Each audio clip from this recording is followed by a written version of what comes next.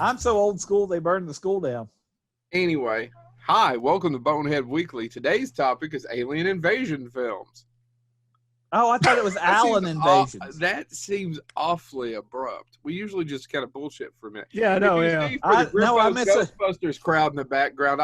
I'm going to go ahead and give you a little bit of product placement in the hopes that Ghostbusters Grippos will send us some money. I don't think that's how that works, is it? I was hoping that it was Alien Invasion films. We also enjoy cocaine. Allen. Do we? I mean, we don't pros know and cons. yet. We don't know yet. I won't stick anything up my nose, so no. That's not what I... Push for your COVID testing. We don't know. Well, they shoved up my ass. I think I got scammed. Diet Dr. Pepper 10. Can we all three agree on that? Yeah, that's good. Now, wait, real quick. I hate Dr. Pepper. You didn't like the 10? No, I don't like Dr. Pepper. It tastes like Dr. Pepper. Everybody that counts likes it. I thought he liked Dr. Pepper. Now, wait a second. I got to get back to something Chad said. I will drink it because it was there in your fridge. Why were you drinking it when it was so hard to get? You didn't even like it. And James and I, especially Christy, loved it.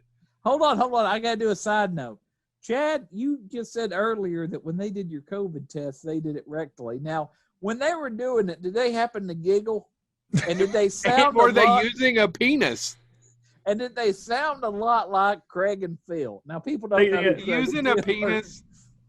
Because I'm afraid, sir, you may have been duped. Well, aren't all cotton swabs flesh colored? No. Now, when they told you they were using the mushroom head type, they were using a penis. Hold on, real quick. Technically, we're still PG-13. I knew I should have been suspicious when they had the gallon thing of Vaseline. Well, now, in all fairness, you should have been because they didn't need it. I'd say. I saw that documentary about you called "A Reamer Runs Through It." In all fairness, though, that means that my theory about who it was is out. Well, it wasn't me. I'm not going to do any damage. That's what I was going to say about the other two. They'll never watch this. I can say what I want. Yeah, pretty much. Nobody's going to. So we're talking about the Tim Allen invasion of the late '90s, right? I thought we're Irvin Allen. Tim Allen. I'm actually doing Aliens. I thought we were doing. They come all the way here just to come for a beatdown. It's a long way to come for a beatdown. And of course, they get there now and go. They get here now and go shit, and then fly back. They gotta get here and go. RBG's gone. Oh, too soon. By the way, you've got to start using autocorrect then, because I got your text that said we were doing Allens that are out of space, and I was like, I didn't know that. See, they're Allens that are out of space instead of aliens from outer space. See that? That's comedy. That's 1990s era comedy. It would have been nice if you would have done an Allen wrench joke instead, but no, you went that. It wouldn't have been nice either way, actually. Irwin Allen was funnier, and Irwin Allen was never funny on purpose. I don't have to take this abuse. I have tons of people waiting to abuse me. You do not, sir. So I have a couple.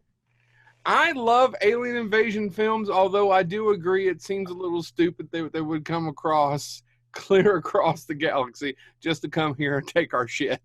I like that Coleman cooler. Let me take it. Why do you all think that is such a popular genre? And it's the same story, but there's so many of them. It's communism, Chad. It's communism. So, they're going to come and make us be like them, communists. Well, or they're capitalists, and we're talking about they live. Well, no, that's what I'm saying. They come here and they just want to do the business. Business is good. Yeah. It's kind of a stupid idea. I get it. Other people have talked about, you mean these people who can clearly travel across space and time because of space-time. Yeah. And get here in some sort of fashion where it wouldn't take eons, or just coming here to get your shit. And that's what it is when they say, well, they've run out of resources, so they just, like, let's, for example, I don't know if anybody said Independence Battlefield Day. Earth. Battlefield Earth, Independence Day. I'm not making any kind of judgments on your all's picks because I like Independence Day. It's a lot of popcorn fun. But yes. Just came here. The plot is you've got nicer shit. We're going to come take it. Right, Chad? Right. That is the plot. that means we're coming after your coal, resources, water. And it was They at were the after time water. when a large portion of our population was still using cassette tapes, and we have nicer shit. Okay. Just saying. You lost me on that one. But I think But you know. It is kind of ridiculous. I think most superior civilizations who'd be able to do that would do one thing and one thing only: wave as they went by. But you know, there's another side to the invasion quote unquote films that somebody actually did a quote unquote scientific study of, and it was like, can you imagine how aliens would view us? Because we hear about oxidation and all of that, and if you were an alien race that was scared of oxidation, we're death breathers. We breathe oxygen, and so the idea that they would be fascinated with that. That you know, well, I mean, if you were an alien race that didn't do that and were afraid of what oxidation does to cells, and here we are, we're sucking the stuff down. Can you imagine? You're flying by and you're 7-Eleven big gulp. I couldn't get 7-Eleven out really. And you're flying by and you're like, so they did this entire thing on this science analysis, and they're like, if aliens can do that, they would be scared to death to come here. And you know, on their planet, there's some scientists going, no, I just want to go and study them. And they're like, no, we're not giving you the grant to go study them death breathers.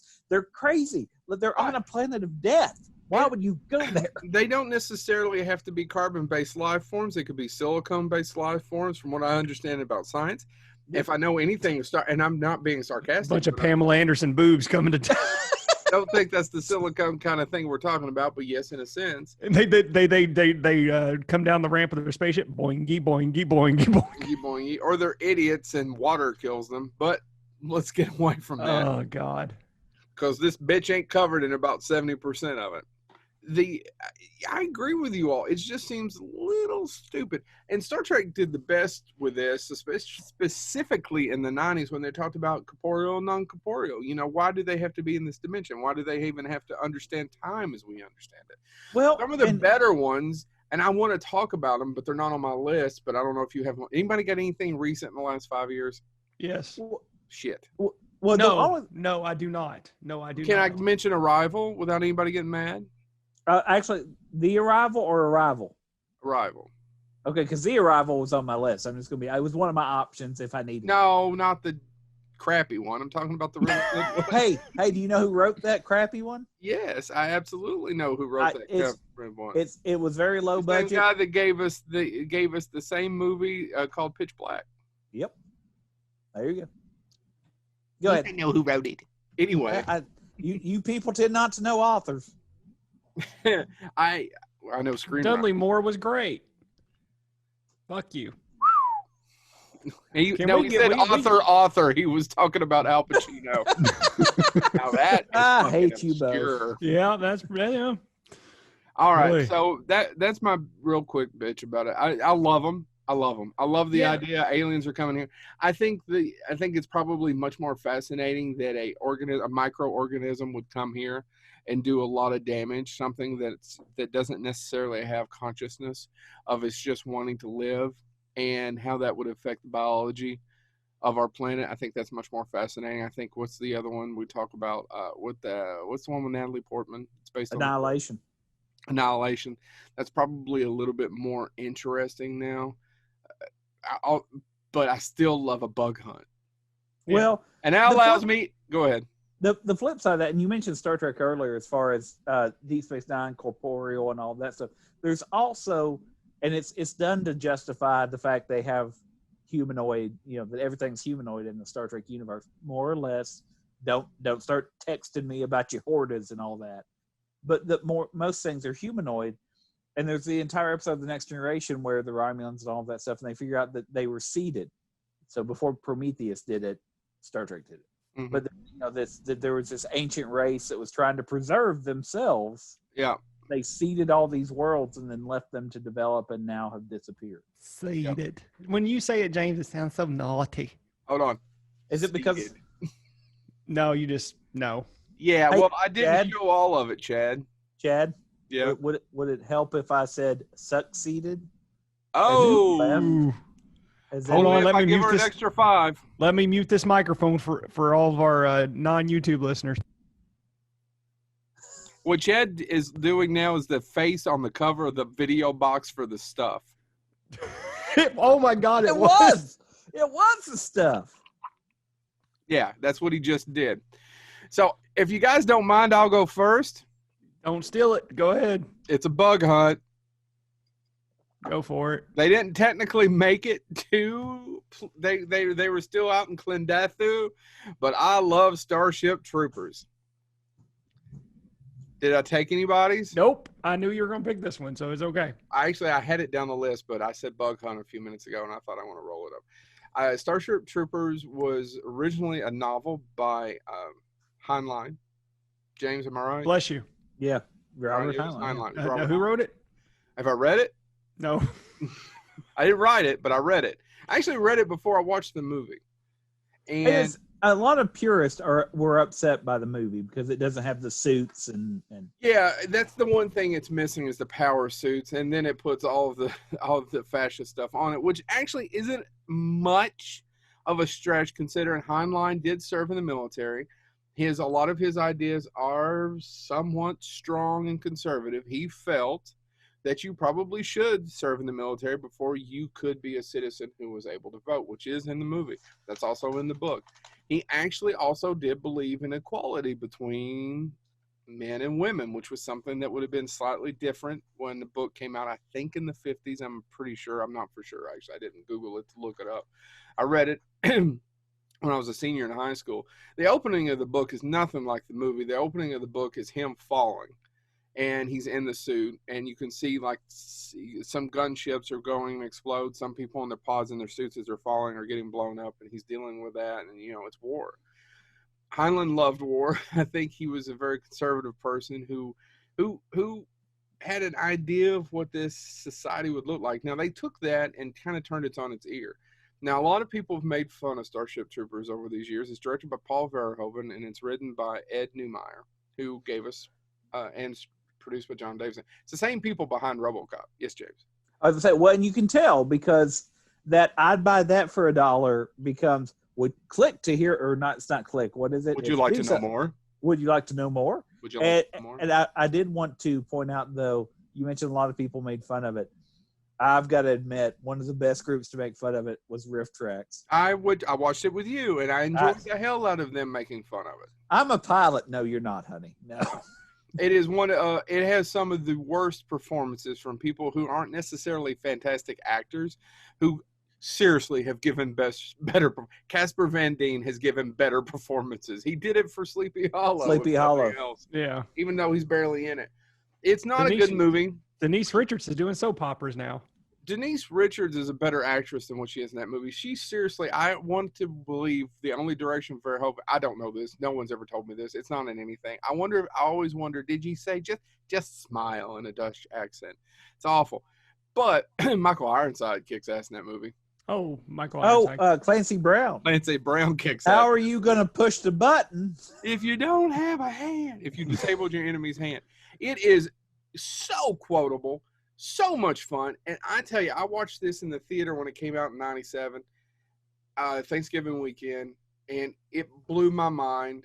I went back and watched it. I think I watched that movie in the theater 3 times, once in London and twice in Hazard. And I just could not get over how much I love that movie. And seeing it at that time on the big screen, it was a fantastic experience. And I still love it after all this time. It's still a lot of fun. What you've got to remember, it's a dark comedy. People are making fun of things. And then if you see someone in black, they're a fascist. That's what he's trying to tell you. These are fascist people. So, and he's making fun of the society. And he's also trying to but it's also in a $100 million tentpole Sony film. How the damn thing exists the way it does is beyond me, how it ever got through the studio. I'd love to talk to Verhoeven about the making of it. We talked about the making of it. Was it Bill Sandell who ended up not doing it and had to listen to Verhoeven bitch to him about it and Sony's effects and how they didn't work.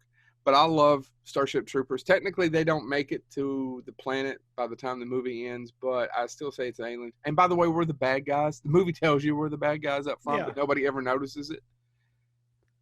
Yeah, right? No, the bugs are The bugs were fine until we start colonizing on their planets. right. Yeah. And then they Yeah. send a huge asteroid and kill Buenos Aires. By the way, you mentioned Robert Heinlein, and I don't know what other authors people are going to talk about or what other works, movies that were based on different works, but I want to mention Robert Heinlein real quick.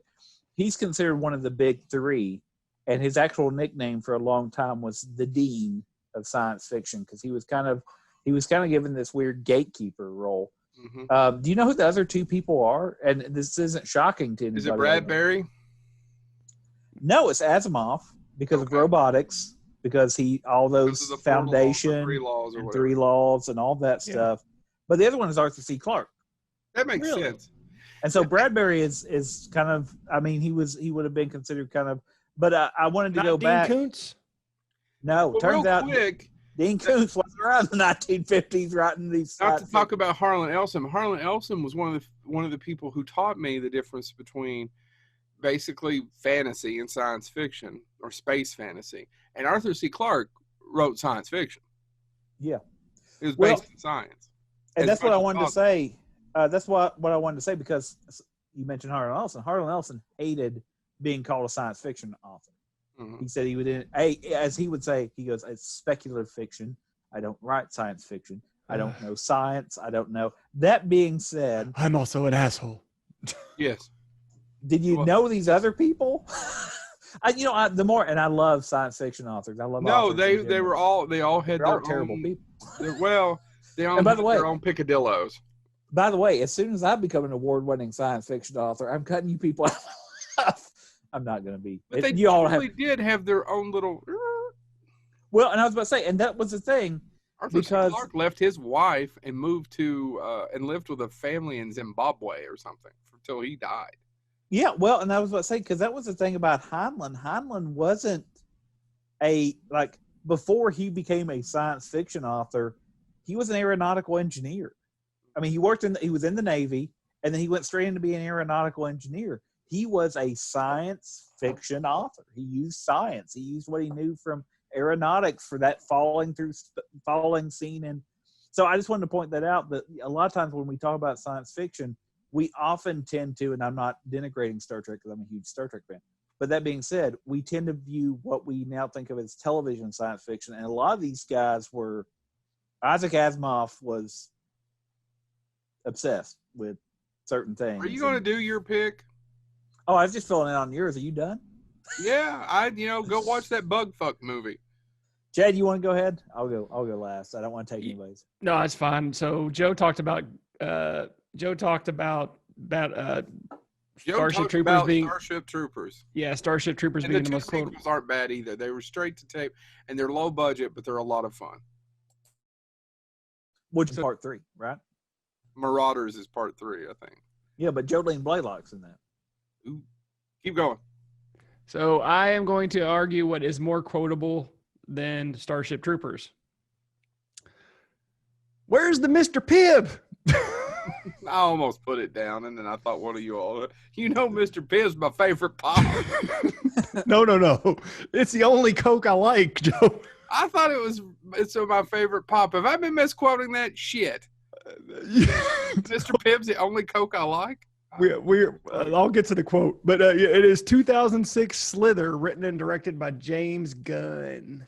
It is stars Nathan Fillion, Elizabeth Banks, Michael Rooker, and the great, and I can't state this enough. I can't either. The great Greg Henry. Greg Henry has a little cameo in the first of Guardians of the Galaxy too. Should have been nominated for an Oscar for this movie.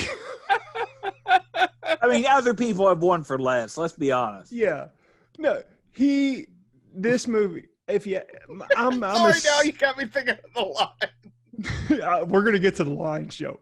Be patient. We're getting there. No, I'm just laughing about Greg Henry. Yeah, and Greg Henry as Jack McReady. By the way, that's a reference. And that is a total reference. It's two characters combined. It's Kurt Russell's character from Escape. Oh crap! Big Trouble in Little China, and there you go. And it's McCready. Yeah, McReady's, whatever. So the movie, if you haven't whatever seen the thing to me, bitch. It's about slug-like alien creatures that it invade us. They fall to Earth in a small town, and they start infecting people, and it turns these people into mindless, hungry zombies. And the build up to this is actually the swollen woman who's obsessed with raw rancid meat. Everything about this movie is, what is it, an hour and 35, hour and 40 minutes? It was me sitting in a theater on a Friday night with, I can't remember which one of you with me. I thought it was James, and nobody else was there, and us laughing and having a good time. And I watched no one else showed up that night, that weekend, or ever saw the movie. And I believe Joe showed it to me in his apartment, and I could not stop laughing. And we could talk about every aspect of this movie where I go into tidbits, but no, I actually want to spend my time, as Joe has mentioning, talking about some of my favorite quotes from this movie, because I actually wrote them down. He looks like something that fell off my dick during the war. I mean, this is superb writing. You can't go wrong with this. This may be Joe's favorite line is the Mr. Pibb line, which we're going to talk about. Well, I don't know that it's my favorite. It's one of. This is my favorite. It by hands down. It's obvious the bastard's got Lyme disease. What? Lyme disease? You touch some deer feces and then you eat a sandwich without washing your hands. You got your Lyme disease, and that makes you look like a squid.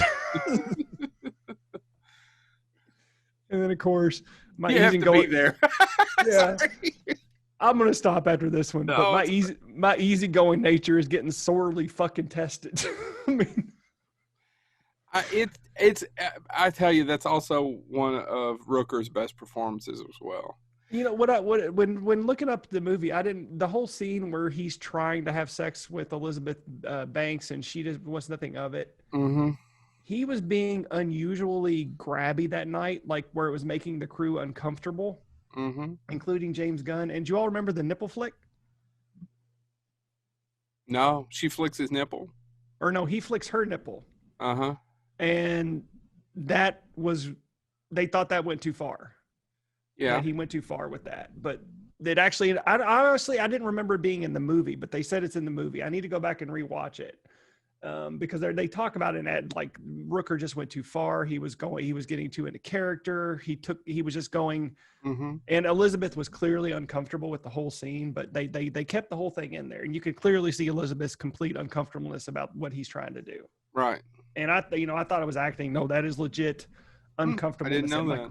And Michael Rooker being, Michael Rooker, but he stabbed me with a sword. He tried to kill me with a forklift. At Lexington Comic-Con. He took it out of a teenager's hand and tried to stab me. Oh, God. On stage, and then knocked out a light. So, yeah, I've met Rooker. Knocked out a what? He knocked out a ceiling tile light out in the main room. I thought you knew this. He threw the damn microphone so far up because when he found out he could throw it, fuck it, he was gone. And then he just threw it, and it boom, and it wham, and it hit right in the floor and missed people. Yeah, and I think I guess Jared knows about that. I don't know. Well, he doesn't listen. He might. The crowd loved it. Let me tell you, Rooker is one of those people. If you can ever go and do 45 minutes to an hour with him, you do it. He is worth every penny. And I think Michael Rooker is one of those people. What you see on screen is Michael Rooker. He's really nice, actually, behind the scenes. Yeah, he really is. And he's actually not even the most comedic part about it. He plays a more serious role in this movie. It's one of his better performances, yeah. And, the whole thing, he actually, when his hand turns into the flappy tentacle thing, or whatever you want, flipper, he actually dislocated his shoulder during that scene and didn't tell anybody about it until after it was over. So, I mean, it was a lot. But no, but Slither, if you haven't seen it yet, go see it. It's kind of one of those movies. I think it's slowly becoming a cult classic. Don't you guys think? I hope so. There's a couple of movies that are written by James Gunn that I think should be cult classics. What's the one where they're in the office tower? I knew you were going to ask me, and I've already blanked. I forgot. That's damn good too. What's the office tower? What? Where they're trying to kill everybody. Belko, the Belko experiment. Belko Belko Experiments, Experiment. another good one. Check that out. It's not directed by him, but he also Super is a lot of fun. Has a lot of. I love Super. Yeah, Super. If you haven't seen Super or Slither, you need to go watch these. This movies. is before he became famous for Guardians of the Galaxy. So, yeah. James Gunn. Yeah, only thing is I thought one of you all would pick it, and in the back of my head, it's also, it works. But it is so close to the same plot of Night of the Creeps, and I don't know that he talks about it. And Night of the Creeps is eerily similar to Slither. Mm-hmm. It is. There's no getting around that. It is. They look so much alike. Yeah, but in terms of quotable and just fun. Oh no, I can't even say. Slither's a superior film. Yeah, although I love Night of the Creeps, and I love Night of the Creeps as well. That's Fred Decker's best movie. That's one of the things me and Joe share in common. But Slither, man, just go check it out if you haven't seen it. It's one of the best fun movies that you could ever watch. Yeah, it's a great B movie. James, what do you got? I'm going to start with the opening narration because it's before the Twilight Zone, but it sounds like it could be in the Twilight Zone. You still mind it? I'm going to cut you, bitch. The opening first line, this is Sand Rock, Arizona, of a late evening in early spring. It's a nice town, knowing its past and sure of its future, as it makes ready for the night and the predictable morning. The desert blankets the earth, cooling, resting for the fight with tomorrow's sun. And in my house near the town, we're also sure of the future, so very sure. It is a film that is about the fear of an invasion, but I don't know if I can say it's an invasion film, but I'm doing it anyway. Invasion USA with Chuck. No. The Taking of Beverly Hills. I love... Taking a Pelham 1, 2, 3. I got to see this movie before they stopped doing reel-to-reel movies at the Kentucky. For those that are listening, Kentucky is the historic theater, and I got to see it in 3D. It was Universal's first 3D film. It came from outer space. It's over on my shelf in Blu-ray. If you've never seen It Came from Outer Space, it's based on a story by Ray Bradbury, sometimes incorrectly said to be based on Ray Bradbury's The Meteor. That's not true. Ray Bradbury wrote it as a speculative script, is trying to get something out, a speculative story, trying to get something out there. Basic for people who don't know, real quick, I'm sorry if you're listening. Spec scripts are what screenwriters try to sell, and then they're hoping to at least get an option on it. What it means is no one's paid them to write that screenplay. Yeah. Sorry, go ahead. But basically, the plot to this is you have this amateur astronomer who's an author, John Putnam, and his school teacher, girlfriend, fiance, whatever, doesn't matter. And they see something crash to Earth. And he becomes convinced that it's not a meteor, that it's an alien ship. Well, spoiler alert, I won't give you the ending of the film per se. Actually, I'm going to. But it is an alien ship. He crawls down. He sees it. He tries to start warning people. Nobody kind of believes him. And then all of a sudden, two townspeople end up getting killed. But it turns out they're not townspeople. They have been replaced by aliens. And the aliens don't look like us, but they can take human form. But he finds out that aliens are just trying to repair their ship. They want to leave. They do not want to be here. But the town has become convinced that they're invaded. And so he tries to buy them time, more or less, to escape. And the town is coming to destroy them. And so it's kind of this different take on alien invasion where we're so sure we're being invaded, but they don't want to be here. They're just trying to get home. So long before E.T. phoned home, these people just wanted to get home. The movie does end. He manages to buy them time to escape. And, somebody says, is it really over? And it ends with the lines, no, just for now. It wasn't the right time for us to meet. But there will be other nights, other stars for us to watch, and they'll be back. And so it plays around with this concept of an invasion of how would we respond if we did find that they could take our form? What would it do to us? And it's a very much a 1950s film, but it goes a different way than a lot of 1950s film, such as A Thing from Another Planet, things like that, because it actually says maybe they just don't, maybe it's an accident. Maybe they don't want to be here, and maybe we're too afraid of an invasion that's not really there. And if you have no other need to watch it, the professor shows up. Gilligan does not feature. It's true. Look it up, Chad. No, I know. Okay, then. I don't see why you're all incredulous then. But if you've never seen, a lot of people say it's an old film, whatever. You should check out. No, it's fun. I literally bought it a few months ago on Blu-ray. And it is because it was cheap, not because he cared for it. No, I like it. Came from American Base. It was. And it was on one of those gold box things. I didn't have it. It was cool. It was cool to see in 3D. I gotta admit, seeing it years. I mean, because they originally filmed it in 3D in 1953. It was the first 3D process for Universal International, and so I got to see it on the big screen in 3D. So I have a fond memory of it because of that.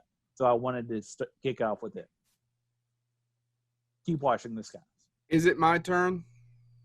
Not yet. I don't watch the skies because next time everything falls down, hit me in my damn head. Dip, dip, dip, dip. No one. You know, if you don't watch, that'll still happen, right? This way, you at least see it coming. Can I go? No. Okay. Oh, real quick, I do want to say, Joe, do you know who? Let me condescend to you one more time. You know who directed it, right? I don't remember off the top of my head now. Thank you. Jack Arnold. Oh, really? Jack Arnold directed A Creature from the Black Lagoon, as well as several other things that are pretty notable. Tarantula and The Incredible Shrinking Man. So Jack Arnold had a horror pedigree before he made this kind of upbeat, hey, they're not here to hurt us science fiction film. There you go. Jack Arnold. All right. Mine's going to deal a little bit with the Red Scare.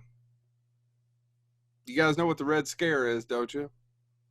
I got about 5 jokes. None of them are good for the show. We're going to go right in. So mine is also in the 50s. This movie has been remade twice and been ripped off more times than that. I don't know that the version I'm going to talk about is the best version. The version that's probably the best version is the 78 version, directed by Philip Kaufman. Yep. But my favorite is the one directed by Don Siegel, starring Kevin McCarthy. They're here. They're already here. You're next. You're next. Dr. Miles Bennell returns to his small town practice to find several of his patients suffering paranoia delusion that their friends or relatives are imposters. I'm talking about Invasion of the Body Snatchers. Now, or the pod people, depending on I think it depends on where it was released, what the title is. But I think that's correct, yeah. But it was Invasion of the Body Snatchers. Now, if you don't know who Don Siegel, the director, is, Don Siegel was famous for getting it done and getting it done on time, so much so, and quality work, and so much so that it stuck him in B movies far too long than most people think he ever should have. Right. But he made some classics, and probably the one that we'll all remember is Invasion of the Body Snatchers. He went on to direct a little movie called Dirty Harry. He directed The Shootist. He went on to direct 8 Pictures with 8 stars. But he, and by the way, Unforgiven is dedicated to Don Siegel and Sergio Leone, Clint Eastwood's movie, the one in the Academy Award. Do you guys know about the original ending? No. And by the way, if you don't know who Kevin McCarthy is, he's R.J. Fletcher in UHF. Continue. Yeah, you could have went there. I care about it. He's the big bad. He's the big bad in Inner Space. No, I care much about this town as a festering bucket of dog snot. And that was for James. The original ending, it has a little tacked on ending. The original ending was "You're next, you're next." Him screaming at the actual screen. He actually has a cameo in the Kaufman version of the opening. He's the one running across in front of Donald Sutherland across the street. Do you guys remember that? I remember, yeah. Yeah. That's where the movie originally ended, and Don Siegel wanted it to end there because that is kind of chilling, especially in 50s. If you're in the middle of the Red Scare and communism is coming out to you and you can't trust anybody, can you imagine how that the pod people is going to scare the shit out of everybody in the audience? How that's unnerving. Most of the time, genre, and I'm not going to say just science fiction and horror and Western, genre has a tendency to represent the fears and the issues going on in our time. It just has to, because art imitates life. Everybody was scared of communism. Pod people, we got Invasion of the Body Snatchers. Anyway, so they tacked on the end of "we figured it out," yada yada yada. Contacts the FBI. Don Siegel is very against the optimistic outcome of the movie, but the decision to give hope to the audience was forced upon him by the studio. Some people dislike the ending, agreeing with Siegel's original intention in the film, with Miles trying to warn people of the alien invaders in vain. Actually, I've never read the novel, and I didn't get a chance to see who actually wrote the novel. I didn't know it was based on the novel. The film abandoned the novel's ending of the aliens giving up on their world domination plot and returning home, which does seem a little odd. Yeah, yeah. Have you ever read the novel, James? No, that's one I haven't read. I need to read that. I mean, I've read, I forgot. The thing is, Who Goes There? I've read Who Goes There by John W. Campbell, but I've never read that. Anyway, so I love Invasion of the Body Snatchers. It is over there on my shelf. The superior film probably is the remake, and we could do a whole episode of, and we talked about this, about remakes and which ones are, some of them are superior. Yeah, the ending of the late 70s, of the 78 version is still one of those. Because they got the downer ending. Don Siegel had to reshoot his. And it's one of those endings that literally shook me to my core because I didn't see it coming. Right. But do you understand what I mean? Don Siegel didn't get to do his of Kevin. I mean, it's in the movie, but the movie should have ended there. You get a whole tacked on thing like the end of Psycho. If you haven't watched Psycho in a long time, you forget that there is about a 10-minute tacked on reel of them explaining everything. Right. And it helps. But have you ever thought what it'd be like without it? Anyway, I'm done.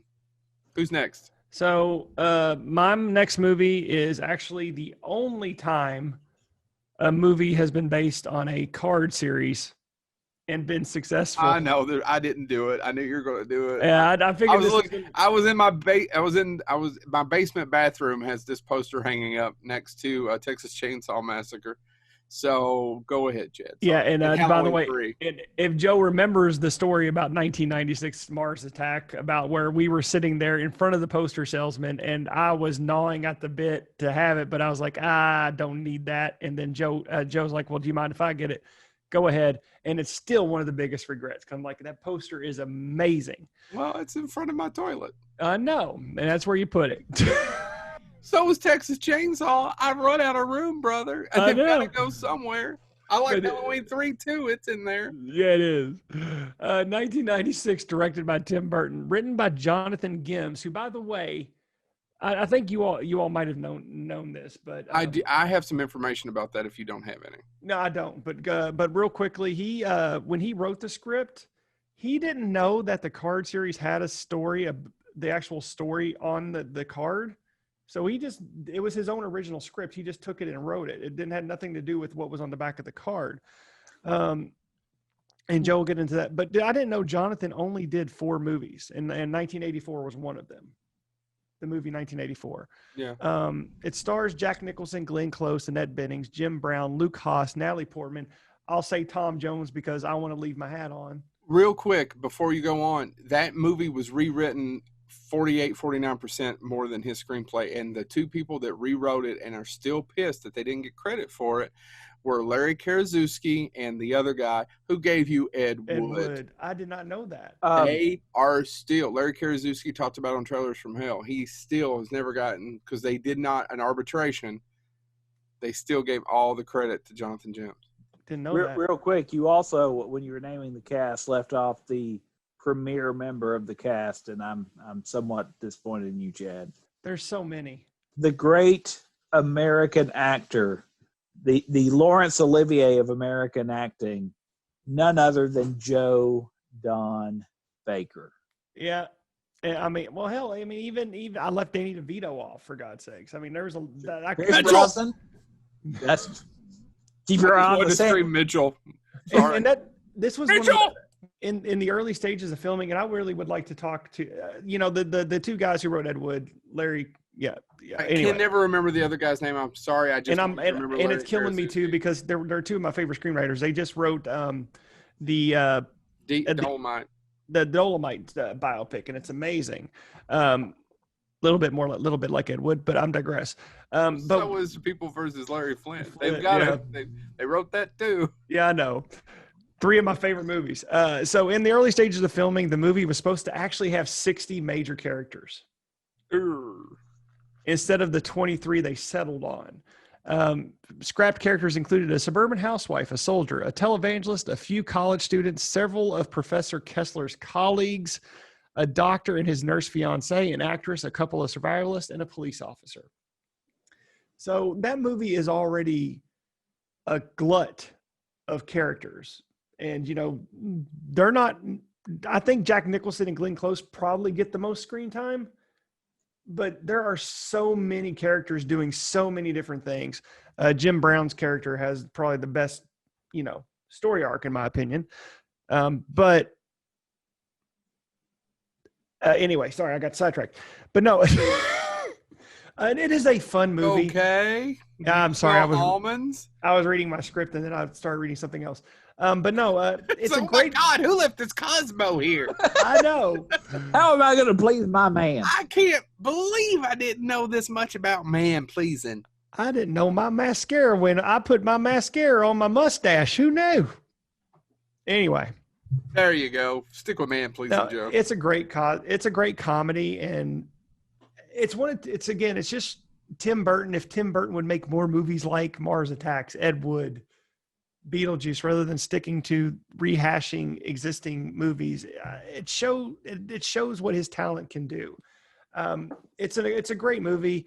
I still find it hilarious that the reason the aliens say "ack ack ack" is because that was what was in the screenplay as a placeholder until they figured out what it was going to be, and then they got to that part of post production. They're like, "We'll just stick with the ack ack." Sorry, it is funny. And it does have one of the best quotes ever of, "I want the people to know that they still have 2 out of 3 branches of the government working for them, and that ain't bad." You know, they almost didn't get the movie made because he wanted to do stop motion, and it was going to shoot that budget so far up because he was adamant to do stop motion. Yeah, he wanted the aliens to be stop motion, and even when they were doing the CGI characters, the computer effects artist said, "Well, look, we can take this portion out to give it the illusion that it was stop motion," and he refused. He goes, "No, if it's not stop motion, I'm not doing it." Mm-hmm. By the way, you talked about it's based on a card series. That card series was pretty provocative in and of itself. Matter of fact, there were a lot of complaints that came out about it because of the vaporization of the dog on one of the trading cards. Yeah. And I wanted to bring that up because it spawned a non-direct sequel, Dino Attacks. And I remember when I was a kid, those didn't sell as well, and you could still find them places in the original packs. Not so much now, but they also were bloody and gory and awesome. I mean, were the card series literally just Martians killing people in a horrific way, and that's all it was? More or less. I mean, I remember seeing the dog one, and it's literally a Martian vaporizing. You see the half of the dog's skeleton as it gets. I mean, that's why I remember. I'd probably look at it now and be like, meh. But I remember as a kid, I was like, Jesus. It was over the top, right? I mean, you saw aliens. I watched Star Trek. You get phasered and you turn bright for a second, and then you're gone, right? You get disintegrated. And so when I saw that as a kid, before the movie ever came out, I knew what Mars Attacks was because of that. And there were parent groups that hated that card series back in the day and said it was the ruination of America, and it was. That was where we all started going downhill. It really was. It was right around the time Jim Baker said. Anyway. Timely. Now he's selling slop buckets. But no, did you all know about why the skeletons were red and green? No. The original release date for this movie, Christmas. Did you know that it came out the same year as another movie about alien invaders, and that movie made a lot of money? Was it Independence Day? It came out the same time as Independence Day. Same year. Came out later that year, did it not? Yeah, I think you're right. Yeah, it came out the summer before I graduated high school. A lady who she's dead. So there you go. She died. She died last year, and we used to date. She choked on a piece of popcorn sitting next to you. No, it's actually kind of tragic, but I'm going ahead and made a joke about it. I mean, God rest her soul. I'm not going to say who she was. We dated. I took her on that movie, and she hated every minute of it. And I think everybody hated every minute of it who wasn't in on the joke. Yeah, I don't get it. That's the thing that Ebert said. That he didn't. And Roger Ebert defended that movie, and then later said, "You guys don't realize Tim Burton's pulling for the aliens to win." Well, and going back to the card series real quick, because we talked about the Red Scare, the card series were popular not only for being over the top, that kids were sneaking and getting them because they weren't supposed to have them, but they came out exactly when the Cuban Missile Crisis started to hit high level. 1962, when the Cuban Missile Crisis was heating up, these cards hit.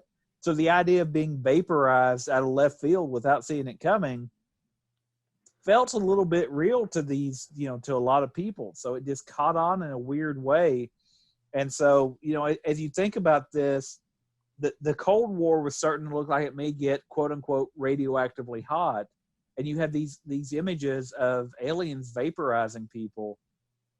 It made it a little bit more palatable, I guess, that could actually happen to you. Well, aliens are going to get us if not, so whoopee.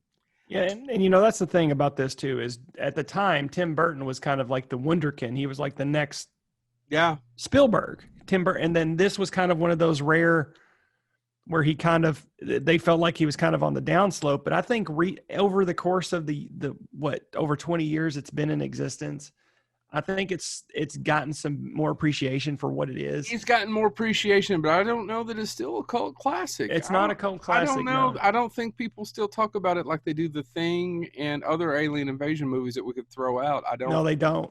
And that's they don't. They do not have it. And honestly, it took me a while. I loved scenes. I often thought that Jack Nicholson didn't deliver on a lot of the roles.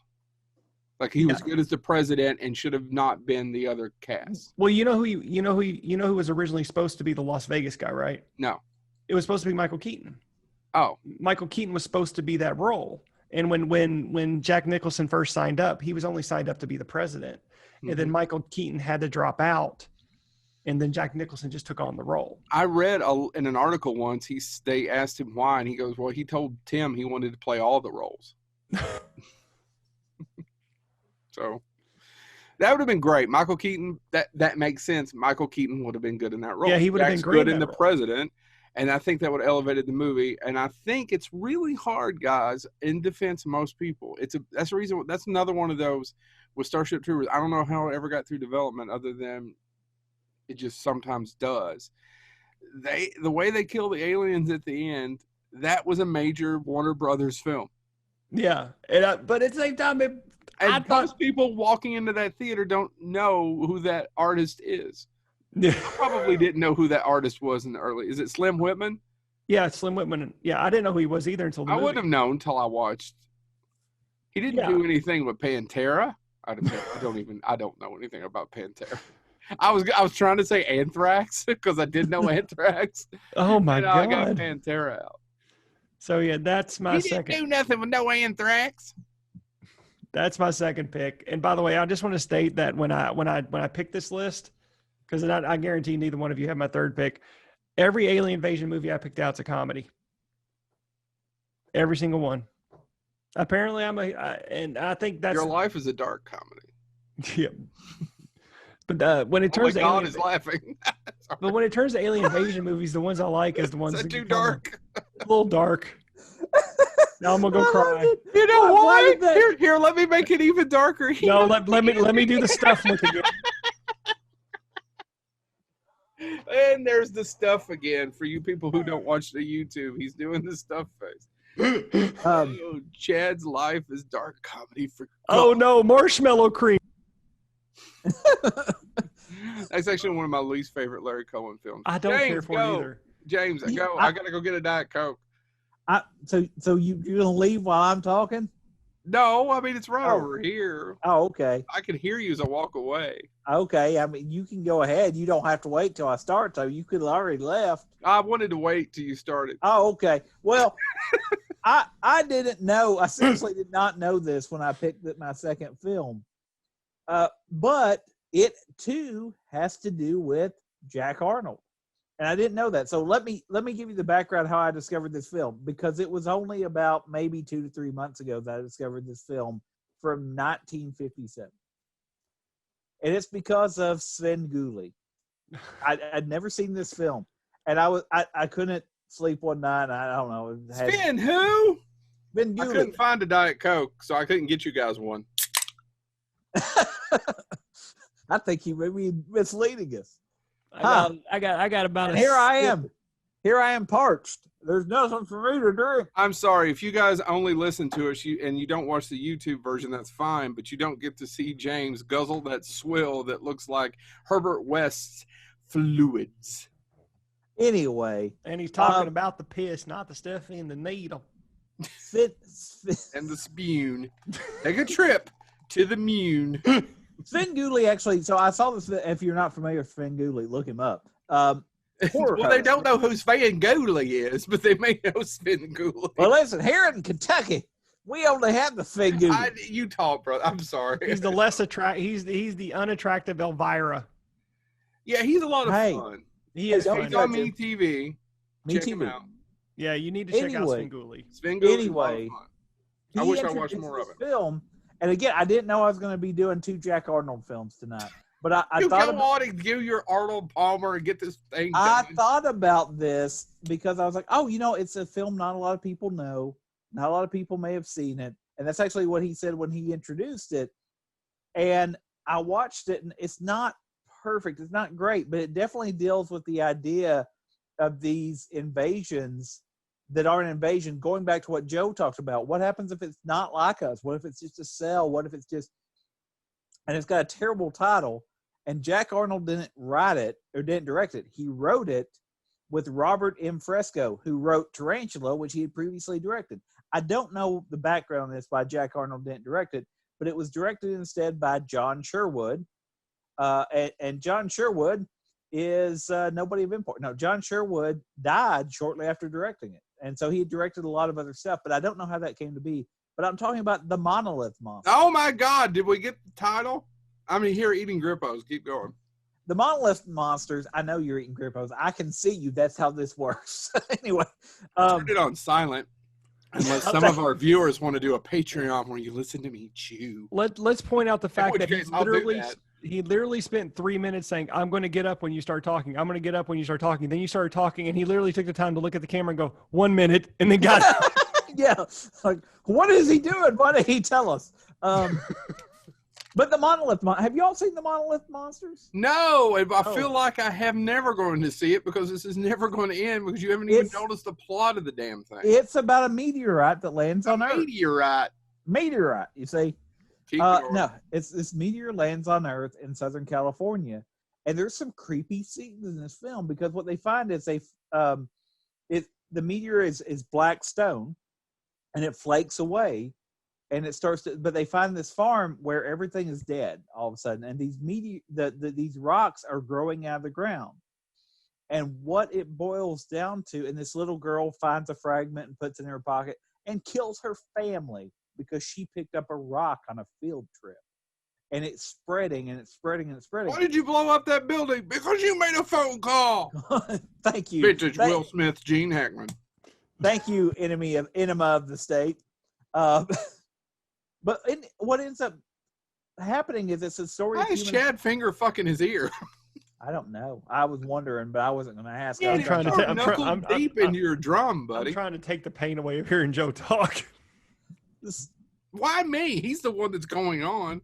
It basically is a story of human survival against this encroaching. It's not even necessarily, you don't know if it's a life form, but what it does is it sucks silicon out of things to expand. So that idea, Joe mentioned it.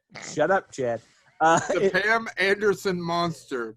I must expand these silicon valleys. Anyway. Boingy, boingy, boingy. So it's That's your boobs bouncing if you didn't know. It's this expanding thing, and what they discover is that it won't it sucks silicon out of anything it encounters. So it's sucking it out of the earth to expand and to grow, and it's heading toward the city. And of course, I know, Chad, you're giggling like a schoolgirl. You keep saying sucking. Actually, I'm laughing at you talking about sucking silicone. Who knew silicone would come up this often on an alien invasion movie? Well, because it's basically a silicon-based life form, as we mentioned earlier, but humans do contain trace elements of silicon. So when it sucks it out of us, we lose our flexibility, and we basically solidify. We start to turn to stone, more or less.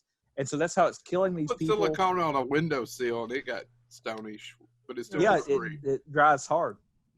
I dry hard, I've heard that. especially after sucking. Anyway, without giving away the ending, there's a very terrifying scene of what happens to this little girl, what happens to her family. It's a 1957 film not a lot of people know about, and it's just this weird, it's not an invasion, there's no creatures, it's just what this one thing that came from space does to people as it expands outward. And of course, if it hits a major, let me make Chad giggle some more. If it hits a major vein, it's going to... Okay, I got Joe too. Oh, if it hits a major, it's going to destroy. I mean, it's going to be able to spread throughout the planet. So it's this idea. So can it suck it out of that vein? Yeah, oh yeah, it would totally suck it out of it. It would suck that. If it found vein. a major silicone vein on our planet, it would amplify way quicker, and it would take over the Earth quicker. Huh? And seriously, it sounds like a weird movie, but there's not. It sounds like a porno, is what it sounds like. It sounds like a That's good because Saturday night. Do I have to bring some sort of cash? That's because you all are perverts. But it's actually a very interesting film. Not a lot of people know about. And it's probably, for its time, maybe it is close to Annihilation. Because it's all about this idea of what happens as it comes and it spreads. And all it's trying to do is do what it does. Whether it's a life form expanding, whether you never know. But to do what it has to do, it's going to kill people. Well, yeah, that's how Pam Anderson made it into that barbed wire movie. If you've never seen Monolith Monsters, despite what these jerk faces are doing, you really should check it out. Sven Gudla introduced me to it. Again, it's not a flawless film. It doesn't have, no offense meant to the actors in it. They're not the best actors, but it's definitely an interesting idea of what an invasion will look like when it's not a creature we can kill. It's nothing. We have to find a way to isolate it. And that's what the movie's about. Okay, cool. All right, is it my turn again? I guess. Thank you, Chad, for giving me the nonverbal on a verbal show. All right, boys, mine was Made in the Last. There's several other movies I probably like more that are alien invasion, but damn, this one's pretty good. You guys ever see The World's End? Yeah, we'll mention. Right. Huh? I was going to write it up, but I figured James would bring it up, so I'm shocked that you did it. I love The World's End. As do I. It's actually my second favorite out of the Coronado trilogy, the ice cream that they have. It's, Shaun of the Dead, The World's End, and then Hot Fuzz. Hot Fuzz, yeah. I couldn't remember this. I like Hot Fuzz. Nick Frost, Simon Pegg.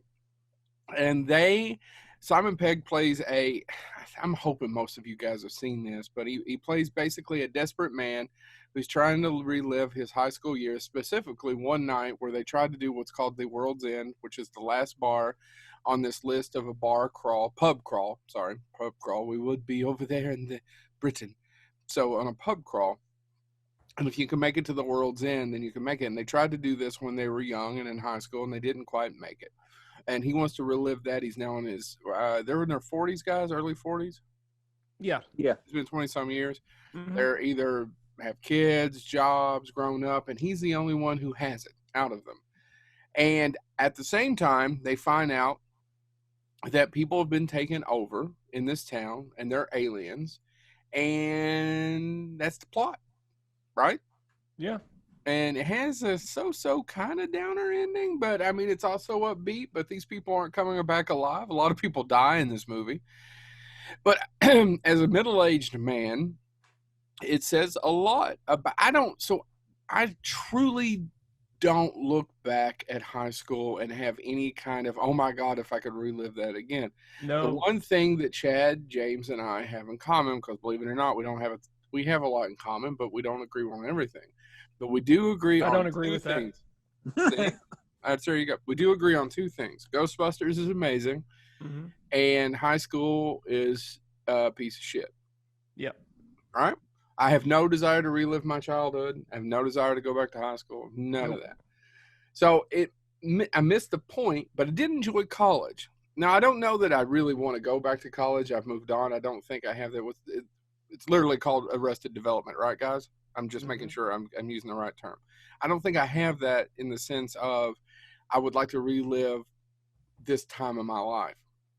I mean, if I could go back to college, maybe for a year, I don't know, I'd probably get pretty bored. But if I could go back to college for a year and have a little money and not have to go to class, I might enjoy that. But Did you anyway?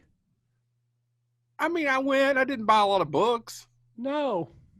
I used a lot of your books. Yeah. So, I did okay, Chad. You've already done that. Go ahead. You can't argue that I didn't do okay. Yeah. Considering Go ahead. I'm a terrible example to students. Mm-hmm. If they knew the truth. So, I love this movie. I understand a little bit of Simon Pegg's pain. I think there's a movie that I get a little bit more of because I understand both characters, and that is Sideways. But The World's End is I identify with both of those characters in Sideways. I get it. it. Opposites, and I identify with both of them. I completely love understand that. movie. Yeah. My favorite of all of his films. That is my favorite. Anyway, that's one of my personal favorite films. It's right up there with As Good as It Gets, like James likes. Mm-hmm. So, as The World's End, watch it. It's a lot of fun. It has a Bond in it, Pierce Brosnan, and Bilbo. Pierce Brosnan is the teacher, remember? Oh, I forgot, man. I completely forgot. Yeah, Pierce Brosnan's in it. So, Timothy Dalton is in Hot Fuzz. They always try to get a Bond. Yeah. Yeah. Edgar Wright is a fantastic filmmaker. I love all of his films except for one that everybody else loves. I still don't understand how you hate I Baby don't Driver. Get Scott Pilgrim. I can't. Don't you besmirch Baby Driver. I thought Baby Driver was amazing. I don't get Scott Pilgrim. Everybody in that movie sucks. It's a very well made movie. I just think all the characters are people I would never want to hang out with. They're not relate. I don't ever feel none of them are relatable to me. Mm-mm. Yep. But I still enjoy it. Yeah. It's a beautifully well made film, but I wouldn't want to hang out with any of those people. So that's my third pick. I kind of wanted to do a little bit of a curveball. There's a ton of others we can talk about in a minute. We probably don't need to talk about all ton of them, but I have an honorable mention or two. But I really enjoy The World's End because it's not really about alien invasion as much as it is about friendship. And I've been with my friends for a long time, and that's important. Yeah. Will we ever get to meet them? Can hold you back, and sometimes they can help you grow. Sorry, keep going. I don't think I had to say something poignant. James made a comment and you didn't hear it. Well, I don't think it's important. Nobody said it was important. Yeah, Joe, it's kind of funny when I talk about my third pick of how all three of our picks have been kind of synced. So mine is probably in terms of. And we didn't talk about any of this before the show. No, but we've been doing this a long time too. And my third pick is very obscure, and I could have listed. I was actually going to list The World's End as my third pick, but I figured one of you two would do it. And then there was another one I was going to list, but I'm like, no, I want to talk about this one because this is probably, James mentioned the Monolith monsters. I think this is maybe more obscure than the Monolith monsters. 2012's Grabbers, written by John Wright. I've never seen it. Directed by John Wright, written by Kevin Lahan. There's no big actors in it, so I'm just not going to list them. They're all. This is an Irish movie. It's from Ireland. That would be what an Irish movie means. Yes, I know. As soon as it came out of my mouth, James, I felt like an idiot. Neil McDonough wrote it, so fuck you. Oh, right? Isn't that the Irish writer? Yeah, and just like my previous two picks, it's another comedy. Blood-sucking aliens invade town of Ireland, in Ireland, and it takes a brave group of heroes to figure out how to survive the grisly onslaught. Is this the solution? Police? Huh? Does it have the police in it? I think I did see it. There are police in it, yes. Yes. The solution is getting drunk off their asses. No, I haven't saw it. And that's the whole part of the movie is there's these horrible tentacle-like aliens that have crashed on Earth, and they are just killing people left and right in the most horrific way. And then these group of people at a bar determine that if they keep drinking and don't stop, these aliens will not kill them. Well, I need to watch this. It seems like I have watched it, but I don't remember it being that good. If it is, I found it entertaining. Like it's one of those movies that I couldn't stop watching. I think you know it was where, just where I can work. Is it on Amazon Netflix? Prime. It was on Amazon Prime. It may no longer be because this was years ago when I found it. As they get progressively drunker, the humor just keeps escalating and escalating and escalating. And of course it's Ireland / that area. So the C word is used a lot as they get drunker. Cockney. Yeah. That's the C word he's talking about. Yes. But if you haven't seen it, it's one of these obscure movies that came out in the last 10 years that people just kind of didn't know it existed because of the fact that rental stores DVD stores are gone. I found it. I tripped on it on Amazon Prime after I watched a movie. It was like By the way, he found it and then tripped on it. He took just like he did. Yeah, just like he did on all those drugs. Yeah. Yeah. So when you watch a movie, on Amazon Prime, it will list some, and the Amazon Prime recommendations are obscure. I had one fun night of watching a movie and then sending Joe and James pictures of the movies that I was recommending I watched, like I Was a Teenage Were-Skunk and The Thingy about a killer placenta. Oh, I wrote a sketch for when we were in college and I never got to do it, called The Thingy from Thingy. Yeah, I remember. I never got to do it. You go, whack. That was it. Yep. Remember when we used to write sketches and then nobody wanted to hear them? That was. Oh, you remember that time Carl Gottlieb gave a shit for not writing better sketches, Chad? Yeah. It was last week. Yep. Yeah. Last Friday. Sorry, James, you missed out on that one. Yeah, life happens. He's like, get better, boys. No, work harder, boys. I don't remember. Carter Boys, yeah. Yep. Just Tough but fair. Grabbers. If you haven't seen it, check it out.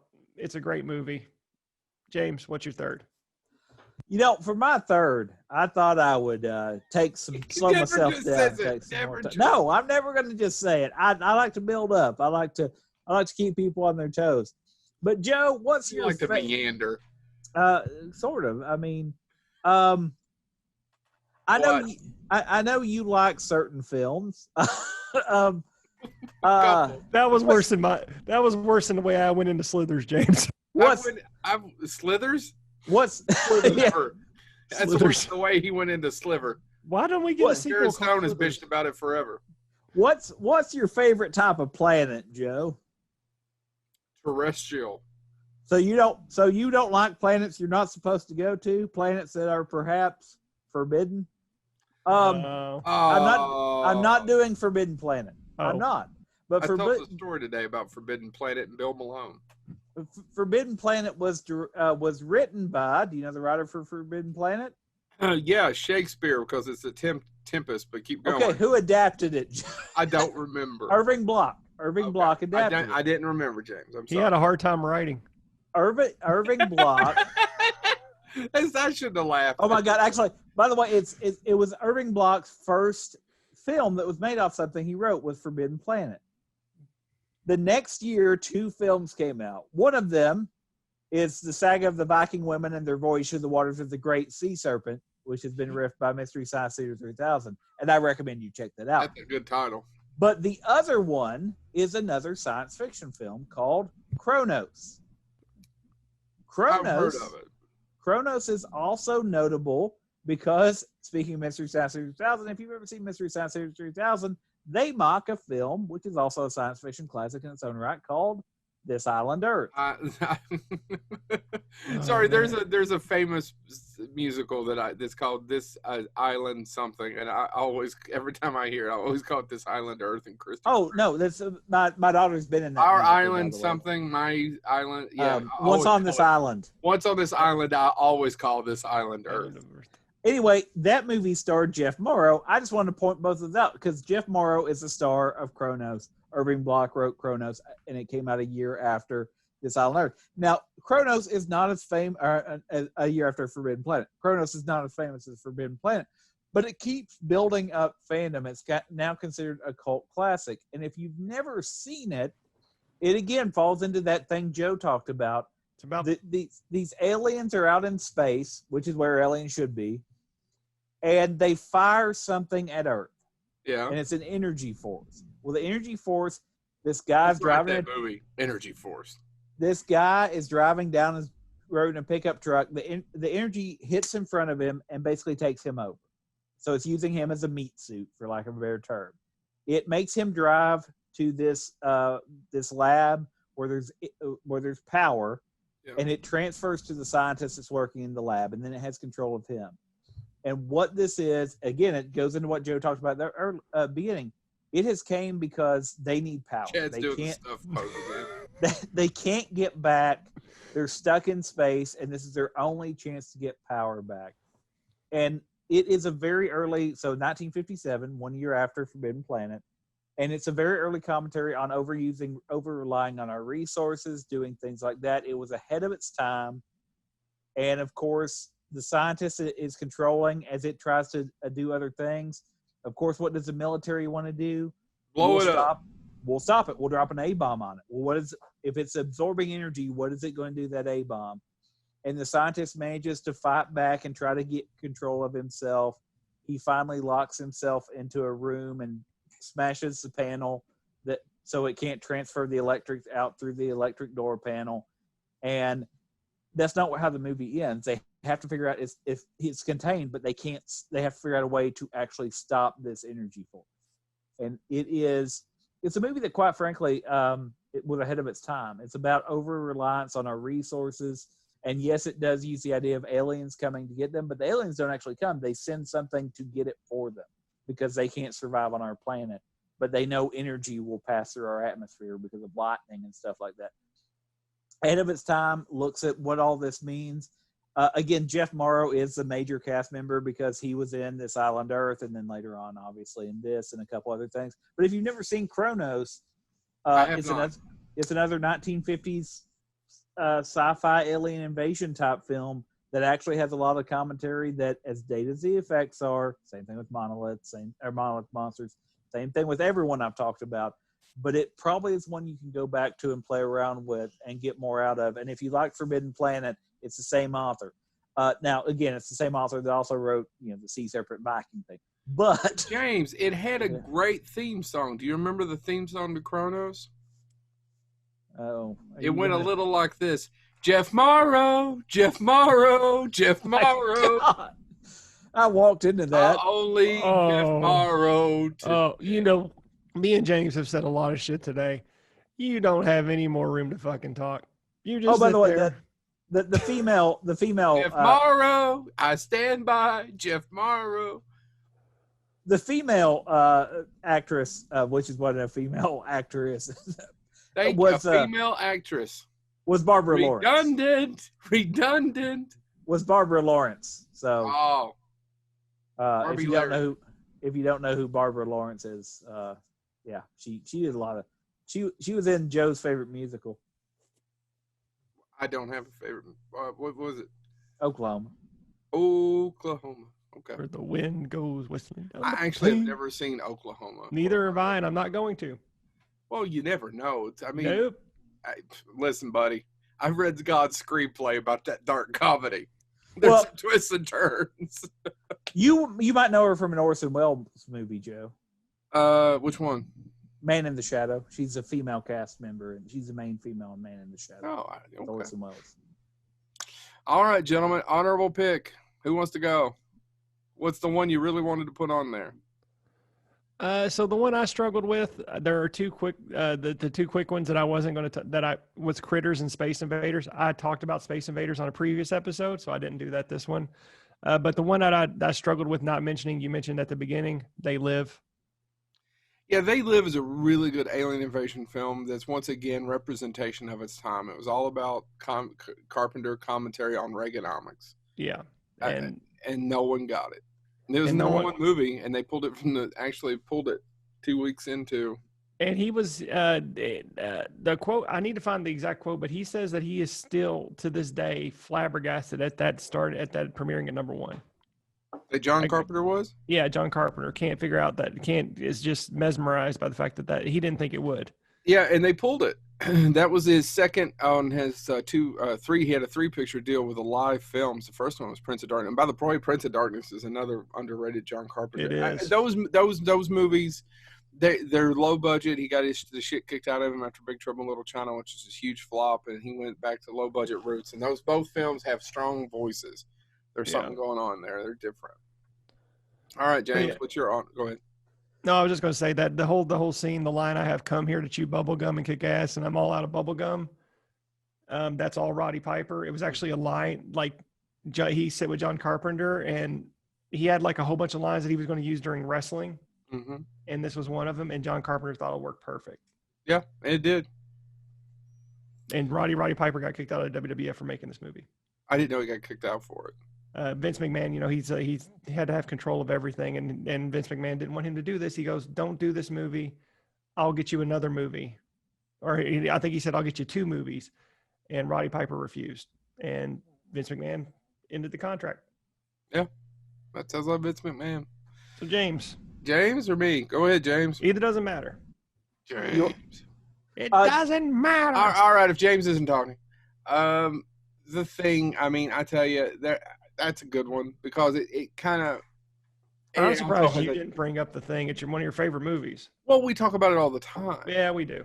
I didn't want to talk about three things that we talk about all the time because, and it's also The Thing from Another World, real quick, which is the movie it was based on, which we could go into, which is also another good alien invasion film, by the way. It's really good.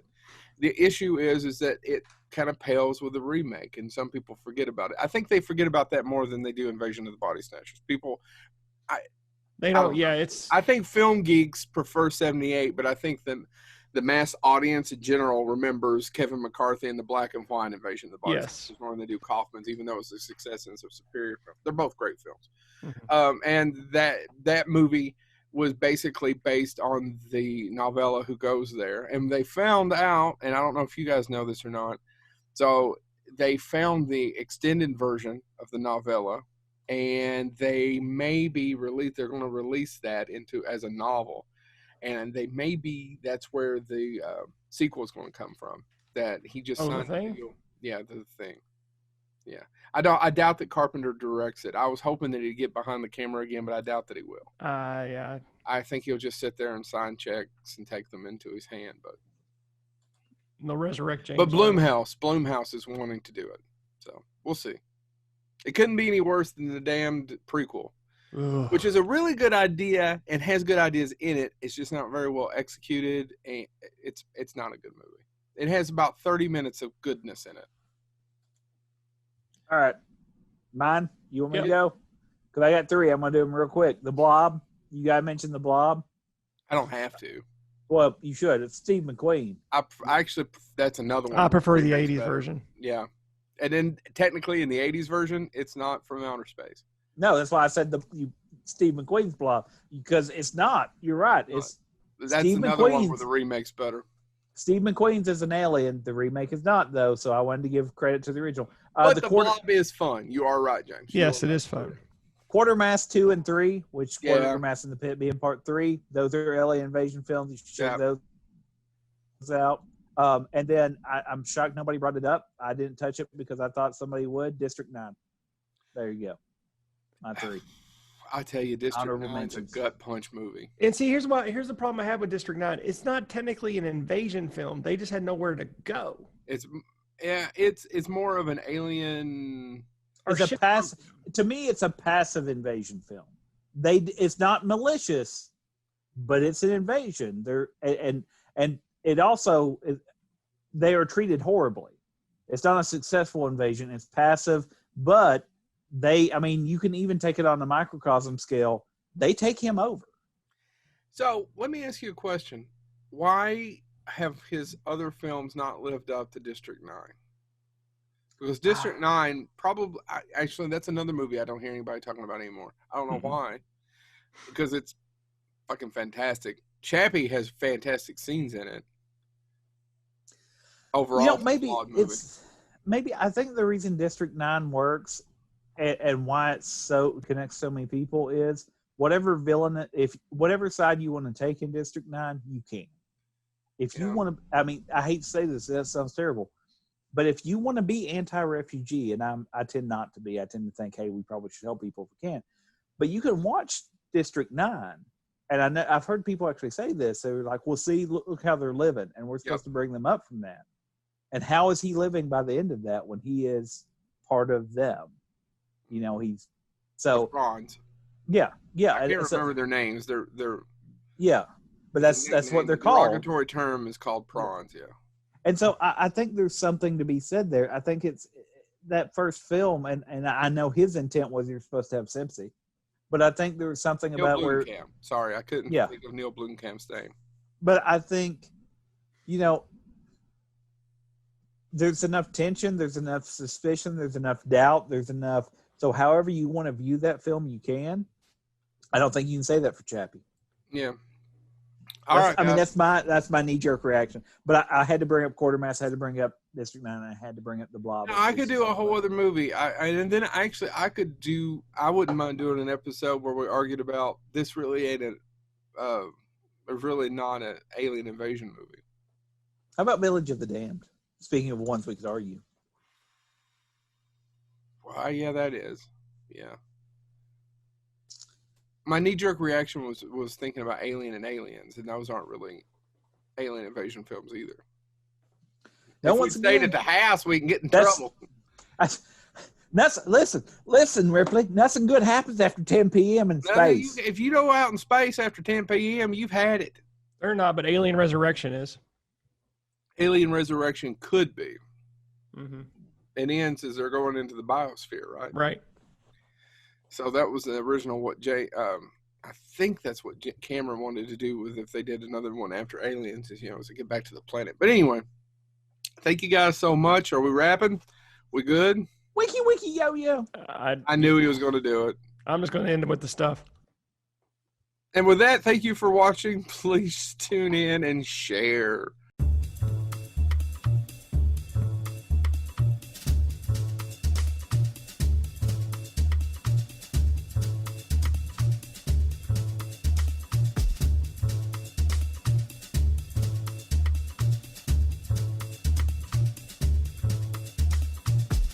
Uh-huh.